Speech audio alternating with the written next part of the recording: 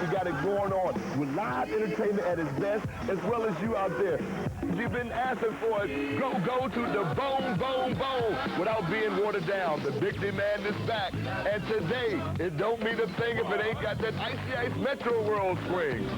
That's what we're talking about, y'all. What is that funky groove? Icy ice Metroworld is where it's at. What's up? We're sitting here with the big M.O. Mo Shona with the good junk. Gonna give us the 411. What's up, Mo? Mo, do you know there's so many the people out there that want to know everything about the good junk? Mo, let's give us an insight when the group started, where the young brothers come from and everything. Okay, we started back in Berry Farms back in 1980 it was. It's been 13 years now. We moved along throughout the years, and I've taken over as manager myself since 1988. So although the group has been in existence for 13 years, I've been managing for a little over 5 years now. Okay. And Mo, and one of the first singles when the guys first recorded was, what was one of the first singles the guys recorded? Well, the first thing we recorded was actually The Word, but Sardines ended up being the most popular song from that single. That was on the B-side, or the flip side of The Word. So we say now that Sardines was our first recording. Okay, and you know, as far as that record put out independently or have a major record? We were dealing with a major record label. Big time. Yes, Lord. Okay. We were dealing with CBS/Def Jam Records out of New York, worldwide. And it was a great little relationship initially when we started out with Def Jam. Okay, and you know, most people don't know Def Jam responsible for Run DMC. Most definitely. LL Cool J, the Beastie Boys, Slayer, which is a heavy metal group. The Def Comedy Jam is hot. Yeah, so y'all was among the heavyweights. We was up in there. Okay. We were up in there. Okay, and you know, as far as the sales of the single, did it do good? The single sold well. Okay. Sold very well. We think we may have been shortchanged a little bit. Hey, you know something too, Mo. You know, there was rumors too about the Sardine. Salt and Pepper got their first hit off of that. You know, when people was sinking the records in under that. Right, is that true? CJ. Well, see, that's why I say I think we were shortchanged a little bit, because even though we got paid for our record sales, we heard our tracks on a lot of records being sold around the country. But yet we never saw revenue coming in. And we addressed it to the company. We addressed the company about that issue, and they said that they never sold our tracks, and we just let it go. We didn't pursue it legally or anything like that. But we kind of think that we may have been shortchanged, but all's fair in love and war. That's good. We moved on. That's good.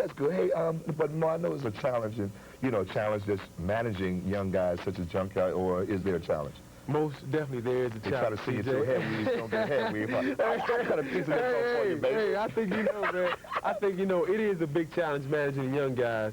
I'm young myself, but sometimes I have to step out of the role of being like one of their peers and step in the role of being their manager, because I'm a little more advanced in terms of my thinking, and I have to be a little more advanced in order to be steadfast in being the manager. So sometimes I have to be their buddy, but then I have to step outside of that, be stern and be firm with them. And they're not always happy with all the decisions that I make at that moment. But I think that overall, in the end, they're happy. That's good. Because a lot of good has come out of my decisions, and I consult them most often when I do things. So I don't just make a decision on my own and just run with it. I always take it to the guys, talk to them, say, hey, this is what's in front of us. Here are our options. What do you all think? Give me some feedback, and I'll elaborate on your feedback, tell you what's the positive and negative of each one of the things that you want to do. And that's how we pursue managing the group. Oh, that's good. Hey, Mo, as far as your expertise, I know you're a graduate of Howard University, that's correct? Yes, and, Mo, you go, boy, you bad. And, and most groups that have managers, really don't have experience in managing a group, but I must congratulate you on doing a well job with Junkyard. And the DC Cab and the Tougher Than Leather, you guys' track record is just, man, I thought I had a good track record. But I was just on the chilling circuit. Tell us some good things about how did the Tougher Than Leather, movie part which y'all participated in? How did that come about? Well, when we had signed with CBS Def Jam, quite naturally Rush Productions was managing Run DMC, and Rush is a diversified company. It was diversified back in the day when we signed with them. It was even more diversified now in that they had the Comedy Jam and everything. But they were into producing movies, managing groups, as well as having a record company. And because we were on the record label, and they were starting to get into the movie industry, they said, well, hey, let's give one of our groups a little part in the movie. Oh, okay. And so they gave us a small part in the movie, and believe it or not, a lot of notoriety came out of that little part, Right, in that yeah. movie, as well as DC Cab. Right, okay. You know, as well as DC Cab. Now, Mo, one thing I liked about the DC Cab was that Junkyard was noted for having the bucket drums, the buckets, and that's how it all originated, right? Yeah. So let's go back. Okay, I know we let's go didn't back. move to the future. Let's go back there to the bucket, to the good bucket drumming days, Okay. and that what made Junkyard so unique. Is that true? That's very true. That's what made us unique. When we started out on the buckets and we were playing the streets of D.C., folks used to come out in droves to see us play on street corners in D.C., CJ. They would come out in droves. And we played in the downtown area, which was heavily populated by the tourists at nighttime. Okay. And we became, just like the Washington Monument is a tourist attraction, Right. Junkyard became a tourist attraction. And I tell you no lie, there are people who came to town and they actually said, well, I have a friend that told me about you all, and I said, well, when I go to D.C., I'm going to look for this band. And they would find us on the street corners playing. I'm talking about people from Connecticut, Florida, Idaho. People came to D.C. and looked for us like they looked for the monument. Right. They found us on that street corner. You heard it They first. found us on that street corner. On those buckets. And Mo, and matter of fact, that tradition still exists here. Most definitely. In Washington, D.C., Molly had the pleasure of working with some bucket drummers down at the Barnes and Whoop Trap. Okay. And, all of them always said that the idea, the concept came from the good junk. Okay. I like that. I think we were the innovators in quote-unquote junk band. Right. I think we were the innovators, the one who brought it to the worldwide attention that you can take mere scrap and be positive, make something happen out of it. I think we were the innovators in that. Right, okay. And, bro, now, what made y'all get away from the buckets and the Safeway card? Was the guys just got older and just want to get more into the real instrumentation of things? Okay. Or? As they got older, they wanted a fatter sound. They wanted a more diversified sound, a more real sound, I should say, too. They wanted a fatter sound, they wanted a more real sound. And I think it was actually Heavy One who told me, one day, he said, I'm going to say it the way he told me. He said, man, I'm not to be 22 years old playing on no buckets. We got to get me some real drums. Right, That's my man, Heavy.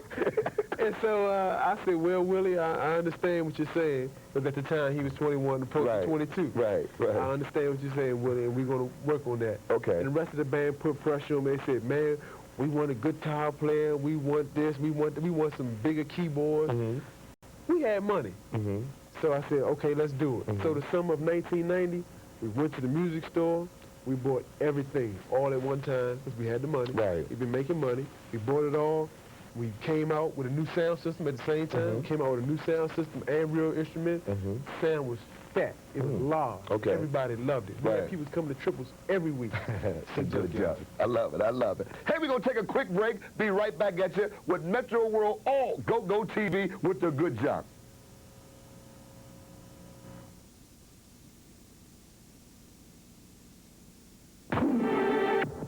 Now let's take a look at Junkyard Band. Read it stuff to Fonsa.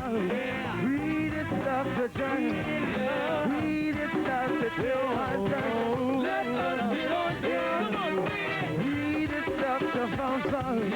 Read it stuff to Johnny. Read it stuff to Joe. The new boys on the Congo.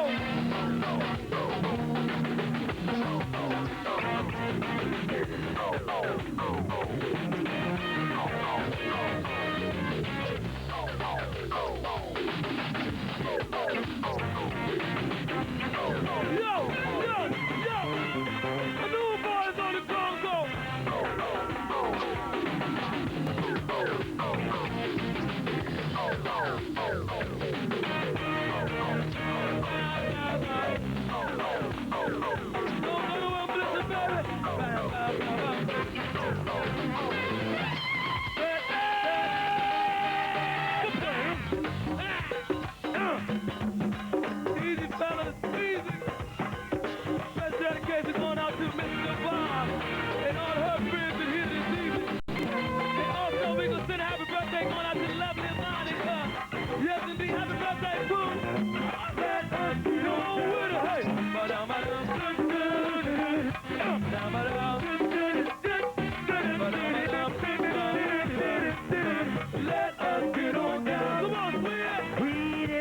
to fall.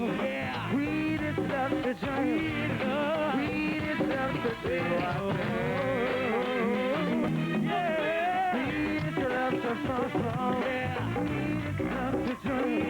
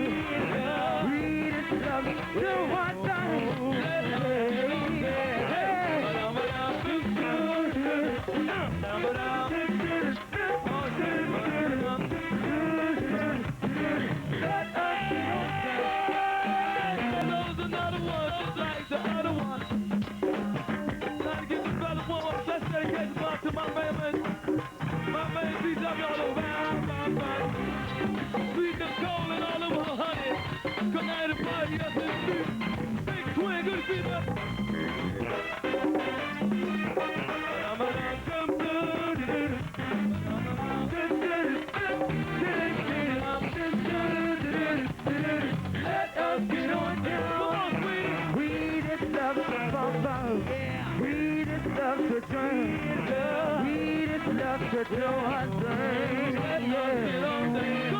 We just love to fall. We just love to journey. We just love to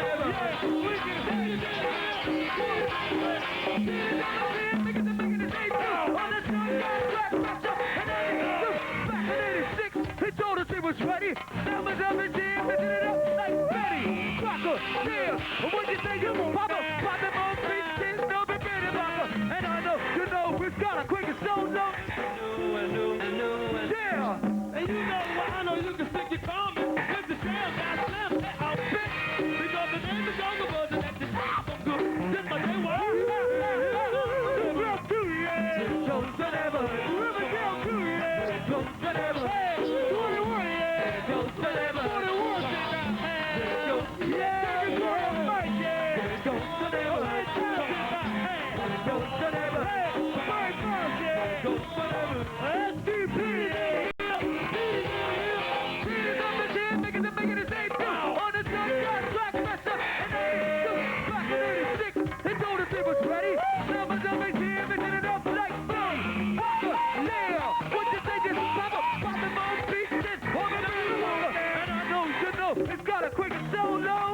Take a quick break. Be right back. That's it. With Metroworld on Go TV with the good job.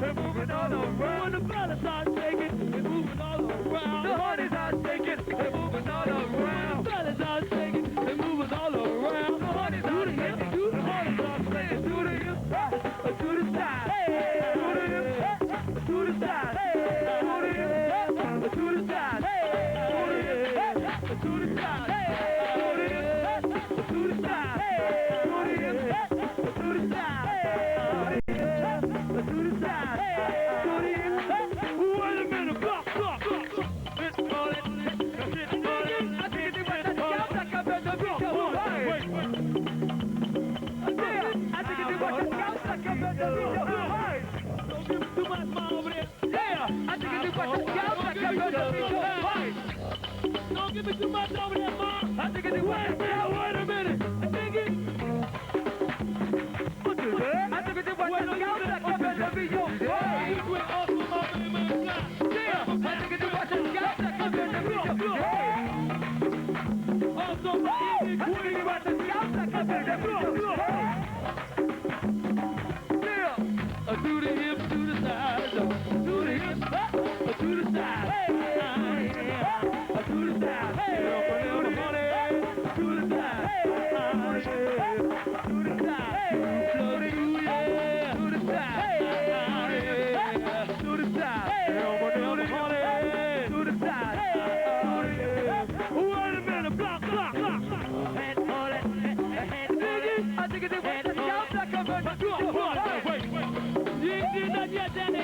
I think it's what the scouts are going to do.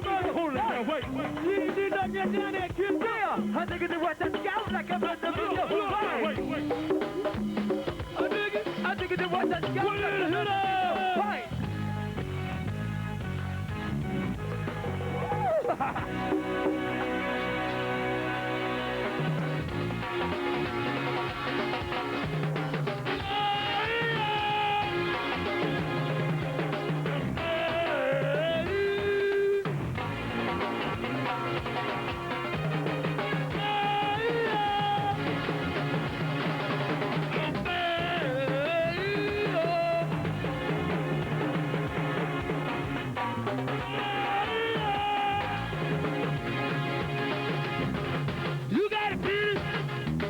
Right back at you with but smoke. You got it, Peter. You got it, Peter.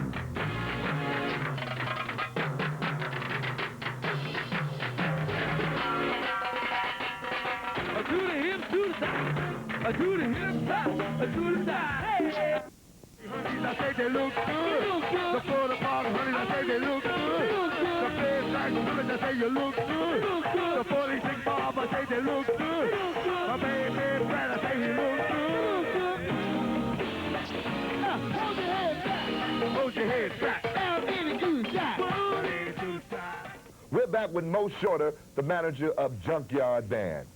Right, hey, we're back again for the 411. I'm going to give it to you. We're going to kick things off with that Rough It Off. That's the hot joint. You know, there's a dance craze to the Rough It Off, huh? Most definitely. There's a dance craze that goes with it. What came, the concept? How did Rough It Off come on?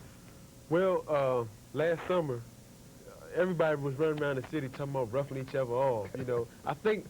Honestly, CJ, I think we're getting away from the guns. We're going back to fist fighting then. Okay, So okay. everybody running around talking about roughing each other off.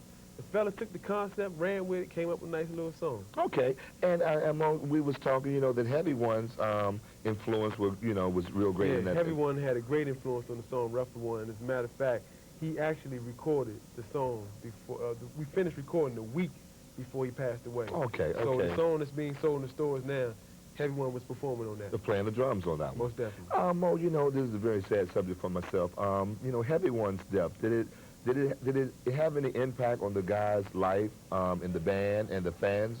It had a definite impact upon the guys in the band because we looked at what happened and how it happened, even though he wasn't the intended target of what happened. We looked at what happened and how it happened and said, well, we need to restructure the way we run around and have fun and do our lives, go about our lives every day. And as far as the fans, most definitely had an impact because at Heavy One's funeral, many people, when the pastor asked people to step forward and recommit themselves to another life, many people stepped forward. And I have seen some people who were at that funeral who redirected their lives and gone a different way. So maybe his death wasn't in vain, and hopefully we saved a few brothers and sisters from his passing. Hey, well, we'd like to thank you, and like always, you always welcome here, Metroworld, all go-go TV to the bone. You know, I'm only going to give you the 411. I love it. You heard that, boy. If you want to know about it, you got to hear from CJ, okay? Hey, well, give all the people something positive. I'm going to end it out. Give all the people something positive. Well, everyone always says stay in school and learn what you can, but I want to say utilize what you learned in school and take it back to the street. Come on. I'd like to thank you for coming on through, like always.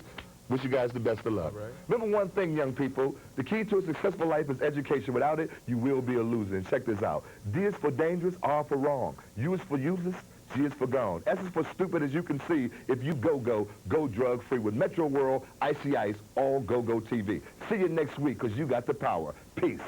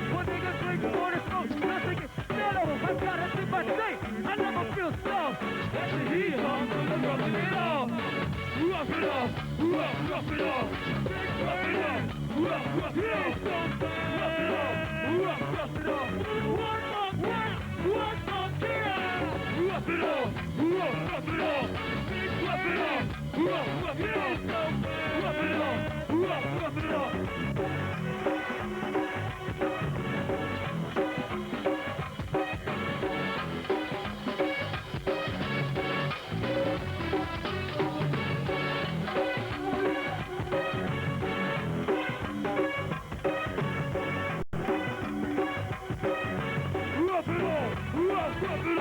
Rough it off, rough it off, rough it off, rough it off, rough it off, rough it off. I wanna rock it off, rough it off, rough it off, rough it off, rough it off, rough it off, rough it off, rough it off. I'm thinking of it, come on, Jack, give I know what's up my now. None of some nigga with the 93, hold on, waiting on the nigga with the whole lot of I'm on the tip, roughing it off. What's a minute in the ghetto? One nigga drinking water, smoke, nothing is mellow. I gotta sip my state, I never feel soft.